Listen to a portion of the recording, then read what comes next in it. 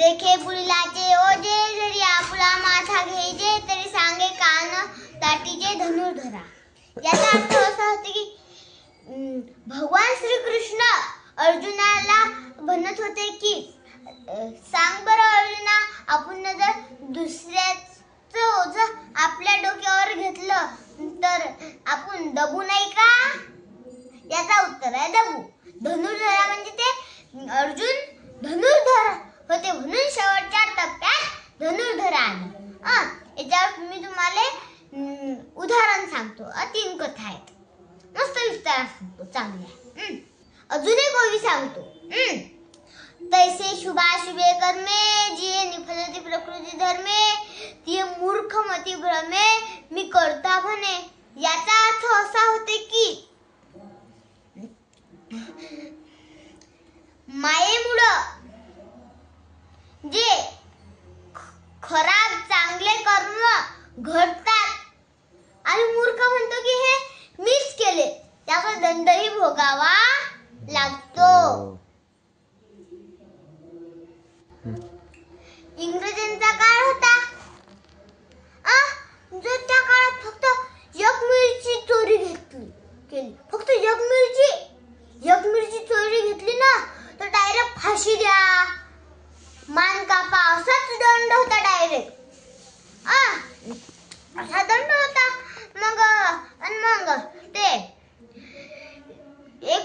2 रुपयात तांदूळ घेत माणसं 12 रुपयात विकत. म्हणून मग असा नियम काढला की दुसऱ्या गावात हे तांदूळ जातील नाही. या गावात या मेरीहून त्या मेरीहून त्या मेरीहून या मेरीहून बस.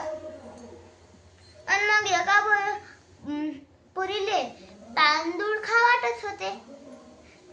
मग एका माणसाला वाटलं, त्या पोरीच्या बाबाला वाटलं की आता काय करा, आपण इकडे शिजून खातो, माझी पोरगी तिकडे, माझ्या पोरीला तिकडे भात पाहिजेत.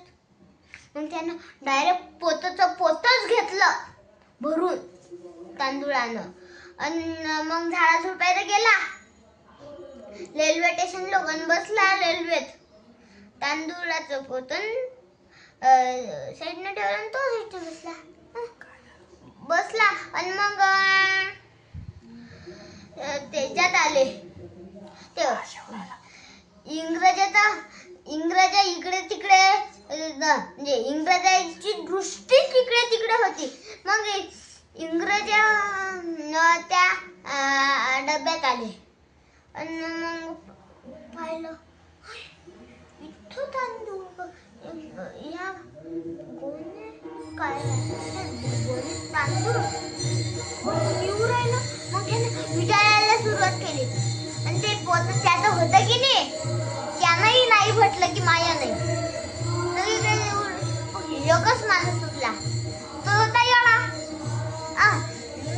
सुटलं त्या एका माणसाचं, आपण जर आवडलं तर मजाक कायले ठेवलं, घरी ठेवा की नाही म्हणत कोण ठेवलं. मग त्याच्याजवळ आले, म्हटलं की माया आहे त्या माणसाला.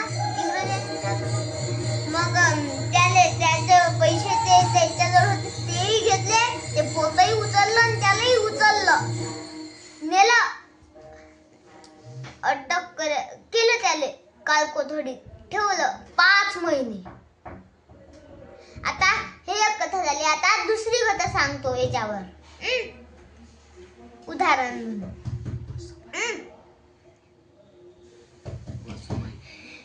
सांगताय एक जवाई बापू, जवाई आणि एक सासरा आणि सासऱ्याची मुलगी हे जात होते. आणि मग त्याला गाडी नव्हती सापडत. आणि मग त्याला गाडी नव्हती सापडत आणि त्याच्याजवळ पैसेही नव्हते. आणि मग पावसाचा टाइम झालता. मग मग ते पायाने चालायला लागले. मग जाता लय मोठा उच्चा मक्का दिसला त्याला. मक्याचं शेत दिसलं. मक्याचं शेत दिसलं. मक्का कितका लोय मोठा, या पंख्याला टेकते इतका मोठा.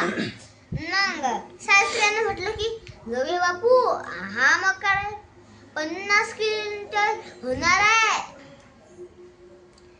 मग जवायानं म्हटलं की नाही, जवायानं म्हटलं की मी गेलतो ना मी, तेव्हा फक्त काठाईनं उच्च आहे, अंदर फक्त हितभर आहे. मग सासऱ्यानं म्हटलं की 50 क्विंटल आहे. मग जवाई बापूनं म्हटलं की नाही ना 40 क्विंटल होईल. मग सासऱ्यानं म्हटलं की 50 क्विंटल होईल. जवाई बापून म्हटलं की 40 क्विंटल होईल. मग जवाई बापून सासऱ्याला घेतलं, हाताड्यावर बसले आणि लगे घासलं, रेस फाटला तरी म्हणायला लागले की 50 क्विंटल. सासरे बा 40 क्विंटल. मामा म्हणते मामा 40 क्विंटल. आणि त्या पोरीले होता उपवास, आणि ते एका झाडाखाली बसली आणि शेंगदाणे खात होती, पाहत होते. आणि मग त्या पोरीने म्हटलं की बाबा काय झालं, इतके भांडण करून राहिले. मग त्यानं म्हटलं की बाई बसू, पाठ घासू तर घासू, पण 10 क्विंटलचा तोटा कुठं सोचू. त्या पोरीनं म्हटलं की बाबा इतकं भांडण करून राहिले, पहिले सांगा बरं मला की हे कोणाचा वावर आहे. म्हणे की मला माहित नाही. मग सांगा बरं तो माणूस तरी कोणत्या गावाचा आहे जरा, तेही माहित नाही. आला काही माहित होतं काय, तरी डोक्यावर ओझं घेतला, दबला की नाही दबला. आता याच्यात तुम्हाला मी तिसरी कथा सांगतो, म्हणजे उदाहरण. एक जलर असते, ते त्याच्यामध्ये कोण आईचा खून करेल, कोण बाबाचा खून करेल, असे खून करायला असतात. आणि त्याच्यात ते जलर, मग ते एक जलर असते, मग त्याला नुसतं मॅट करतात, नुसतं मॅट. आणि घरी गेल्यावर त्याची बायको मॅट करते. मग एका दिवशी तो घरी गेला, दरवाजा उघडून पाहिला, सिरियस मध्ये त्याचा साला. मग गेल्यानंतर बोलले, जेवण केलं. मग दुसऱ्या दिवशी उठून आंघोळ धुतली, आणि मग साल्यानं म्हटलं की मग काय लावले बा, आता मला बी यानं फिरायला, मी इतकं बी नाही मागत तुम्हाला, फक्त ड्रेस. मग आता त्याला मनात वाटलं की आता काय करा, जर बायकोले उदास नसतात बरं. मग देवाला उदास केलं तर केलं, पण बायकोले काय. मग मस्त ड्रेस घेऊन दिला, मस्त बुट दिले घेऊन, आणि चालले मग जलात गेले. आणि मग मस्त तो साला होता की नाही, तो साला की नाही इकडे तिकडे फिरे, काय आईचा मर्डर करते, काय शिकून गेला ना, असा शिकवत होता. मग त्या साल्याच्या जवळ त्या पाहुणेवाले अशी खबर आली की ह्याच्यापेक्षा मोठे IPS हे येतात आणि किती जेलमध्ये चेक करतात.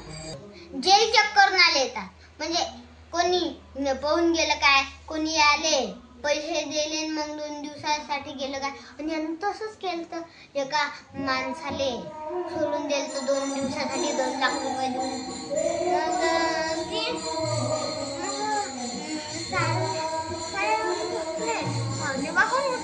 गेला आणि म्हटलं की तुम्हाला काय झालं इतकं उदास आहेत ना. म्हटलं की काहीच नाही, तू राहणार फिर. मग की मी कसं सांगून दिलं की म्हणे कैदी सोडेल आहे बोलला. आता मग साल्यान म्हटलं काय इतका नाराज होतात काय मोजा फुटतीस ना. मग मला करा ना मोजा फुटतीस मग डबल मला मग हा रे पुजाऱ्यानं टाकून दिलं. कपडे बी बदलले पटकन आणि मग आले ते मग 360 नंबर म्हणतात ते असतात ना लगे सगळेच पुढे तो त्यानं म्हणली मजा फुटती मस्त खुश होला सगळेच पुढे तो आणि ते बाकीचे अटक केली ते अशी खाली आणि त्याची राहील काय रे तुला काय केलं तर मड्डा मग सोडा तर तुम्ही 10 मर्डर करणार आहे तुमचा बी मर्डर असं केलं इतका मोठा होता मग त्याला वाटलं इतका खतरनाक कैदी मग याला डायरेक्ट ते मुंबई आणि तिकडे नेलं आणि त्याच्यात 5-10-12 दिवस